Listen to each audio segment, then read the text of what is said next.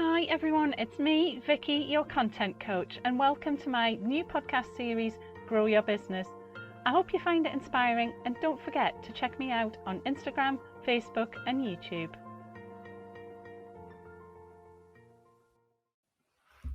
Well, hello everyone and welcome back to the Grow Your Business podcast. I'm Vicky, your content creator and business coach, and thank you so much for joining me today.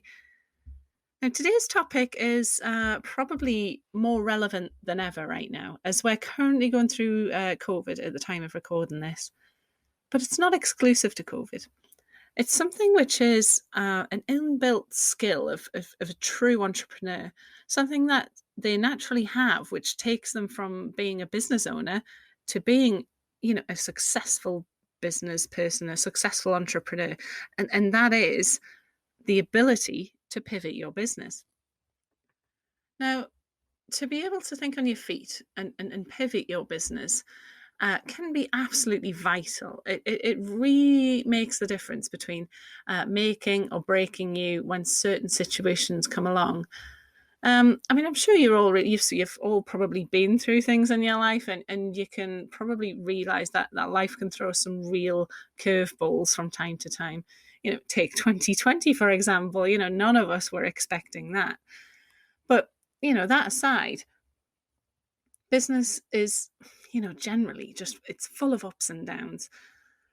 No matter how well you plan or predict or forecast, you simply have to change tack sometimes. I myself have had many changes of tack over my years of being in business. Sometimes those things are caused by something quite specific, like a person or an event, for example, a member of staff, or, the local council changing things in your high street and destroying trade, or perhaps a family member needs caring for, and you simply have to adjust your business to be with them. Or sometimes it's, an external influence that's not specific, something you can't pinpoint to or blame of one person for exactly, such as a pandemic, or maybe it's a change in trends, because sometimes you have a certain process and it works well for you, and then for some reason all of a sudden it just stops, and you're like, well, what's going on? And you have to just sort of look into it and just change the way you do things sometimes, because there's no other reason. And apart from the fact that people have just changed the way they, maybe use the internet, or maybe they change the way they are looking at your websites, or, things like that. Whatever it is, though, it's how you react to that situation. And, it's that'll keep you on top, that'll keep you afloat, that'll keep you paddling, or, better still, it can actually be something, that turns a negative force into something extremely positive and good for you that you could never have foreseen. That's often happened in my life in general, actually. Take redundancy, for example. That's redundancy is the entire reason I started out in the world of self-employment in the first place. A lot of people would be extremely worried and think, oh my goodness, redundancy, there's rumors of redundancy circulating in the company, they think it was the end of their world, they get really upset, and that's fine. I totally appreciate that.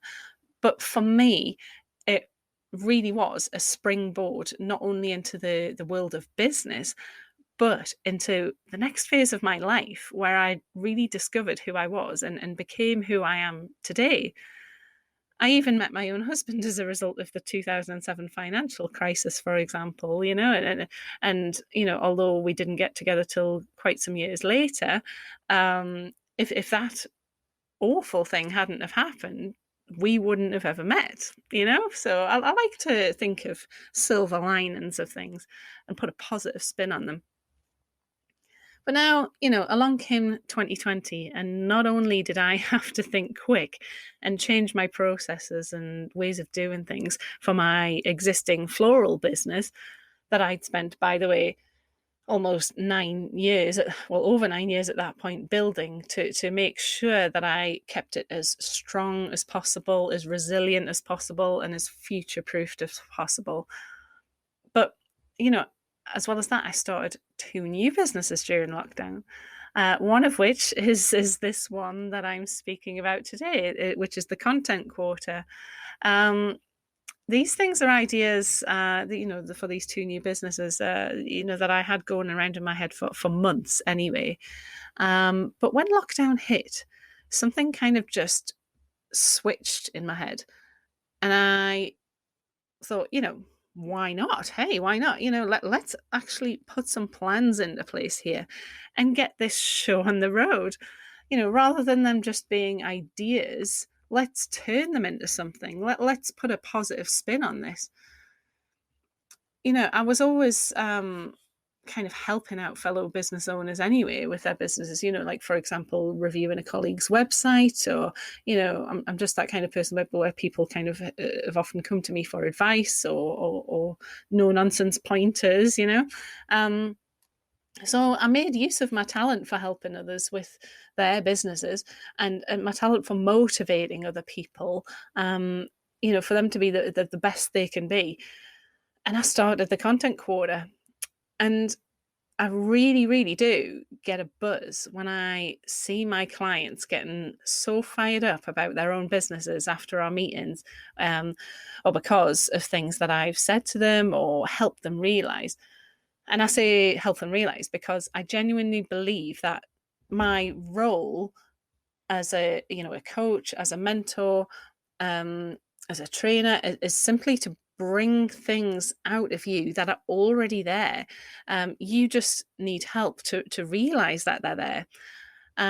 You have the skills within you to do that. It's me that helps bring them out and helps you frame them and realize them. And I absolutely love being an entrepreneur in general, and I'm so glad I started this business.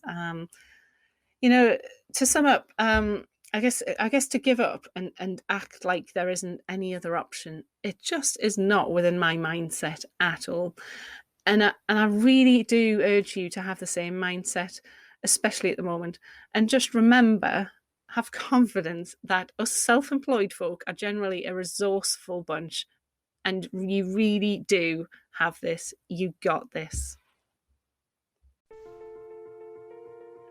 Well, thank you so much for listening all the way through and reaching the end of my podcast.